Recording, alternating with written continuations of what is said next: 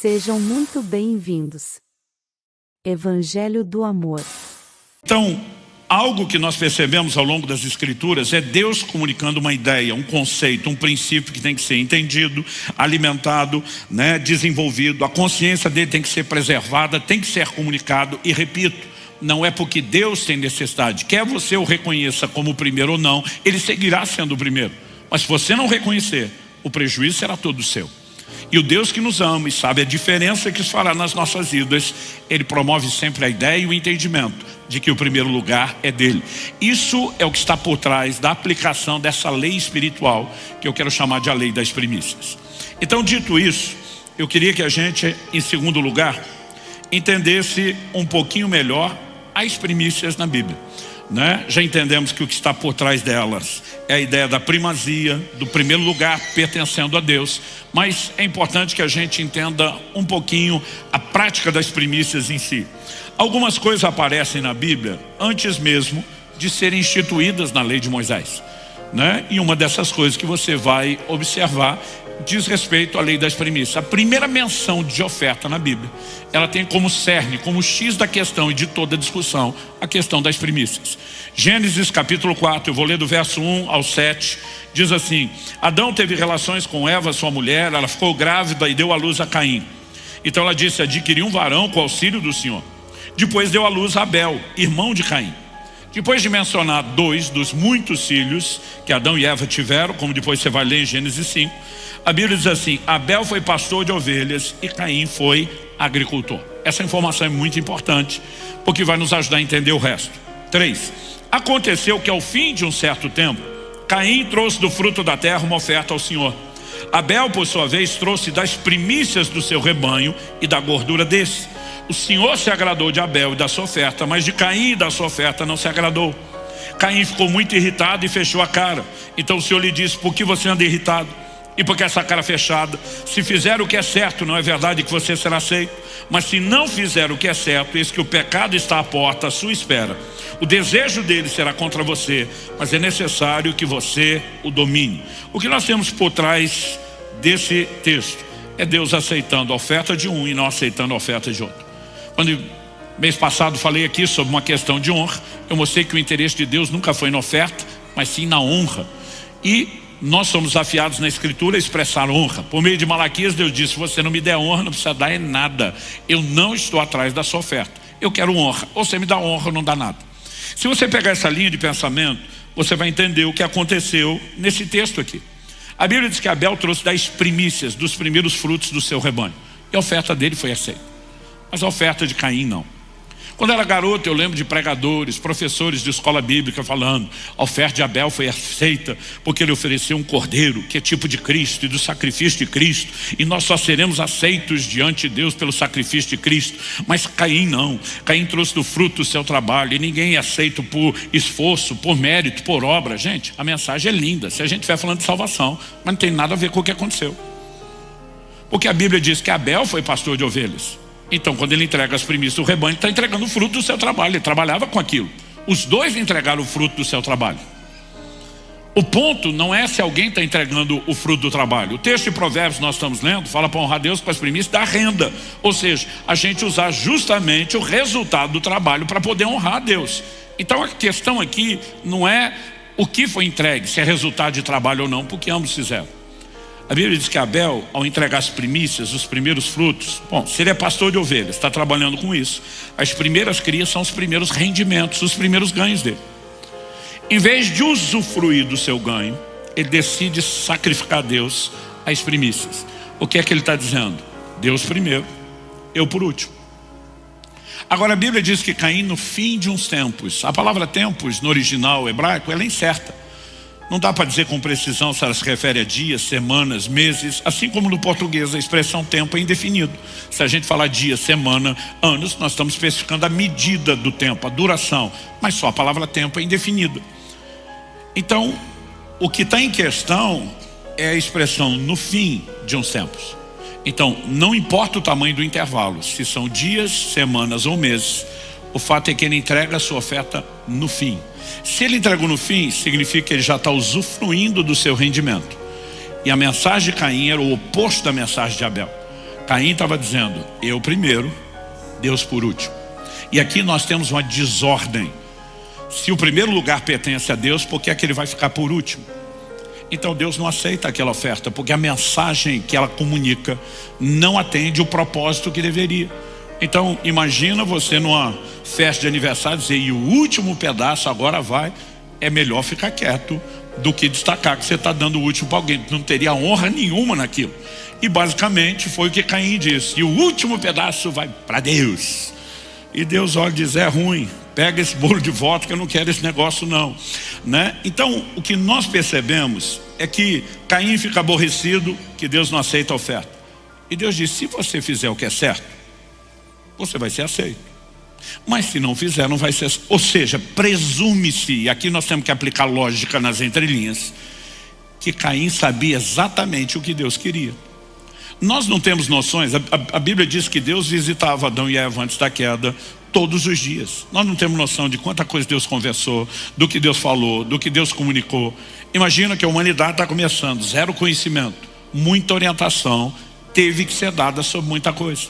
Então quando Deus está dizendo, se você fizer o que é certo, presume-se que Abel não fez apenas algo espontâneo, mas que havia algum nível de entendimento sobre o que era certo e o que era errado.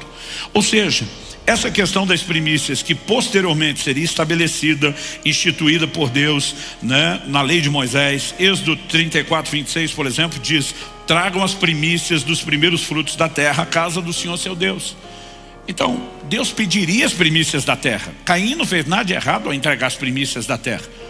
Deus pediria as primícias dos animais, assim como Abel fez. Isso seria instituído como um padrão depois. Mas o que nós precisamos entender é que, no mínimo, presume-se que já havia uma compreensão. Eu não quero de forma alguma insinuar que nós precisamos ter um padrão de oferta hoje que a gente vai chamar, olha, essa oferta é assim, tem que ser feita dessa forma, com essas regras. Mas o que eu quero te mostrar é que é uma lei espiritual que ela vem do Antigo Testamento, antes da lei, ela passa pela lei, e o Novo Testamento mostra que além da lei de Moisés, no novo sacerdócio de Cristo, na nova lei, a lei espiritual, ela permanece, como eu vou mostrar para você. E por qual razão Deus nos comunicaria a ideia e o entendimento de que a lei espiritual, o princípio permanece, se não fosse querer nos comunicar algo prático com isso? Então, antes de mais nada, é evidente que a gente não pode pegar ritos cerimoniais da lei que foram interrompidos e tentar aplicar aqui no Novo Testamento. A gente não sacrifica mais animais. Então isso que eles faziam não vai ser reproduzido de forma literal. No entanto, o que eu e você precisamos entender é que a Bíblia diz que a lei, Hebreus 10:1, não tem imagem exata das coisas, e sim a sombra de bens vindouros. Então muitos desses ritos cerimoniais, eles tinham figuras proféticas de um princípio que seguirá sendo aplicado. Então, por exemplo, em Levítico, no capítulo 23, se você for rápido de endereço, quiser me acompanhar na leitura, Levítico capítulo 23, a partir do verso 10, Deus fala com Moisés assim: fale aos filhos de Israel e diga-lhes, quando entrarem na terra que eu lhes dou, que é referência à terra prometida, e fizerem a colheita, vocês trarão um feixe das primícias da colheita ao sacerdote.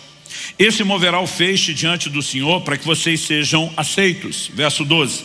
O sacerdote moverá o feixe no dia imediatamente após o sábado. Vamos aqui fazer uma pausa. Quando entrarem na terra que eu lhe dou e fizer a colheita, plantou, chegou a hora de colher, Deus diz, vocês trarão um feixe das primícias. O que era o feixe? Ou molho, dependendo a tradução. A pessoa com a mão ela abraçava, imagina por exemplo o trigo plantado, cevada, qualquer coisa, ela abraçava o que o braço conseguia segurar, com a outra mão ela passava a foice e de repente ela amarrava isso, porque ele não era colhido de forma solta.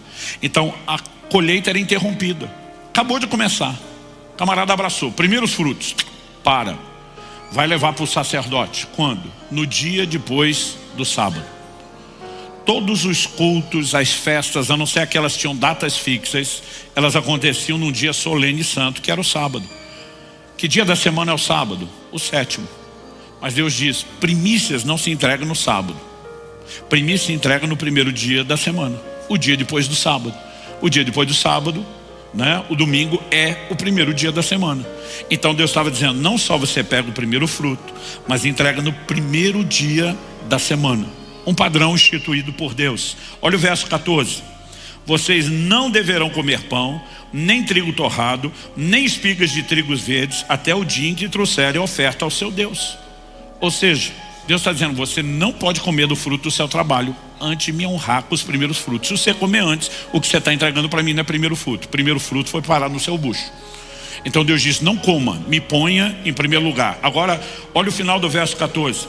Esse é um estatuto perpétuo durante as gerações de vocês, onde quer que morarem.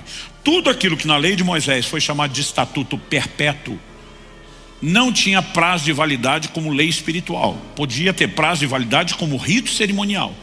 Então, por exemplo, a circuncisão foi declarado estatuto perpétuo. A oferta de incenso foi declarado estatuto perpétuo.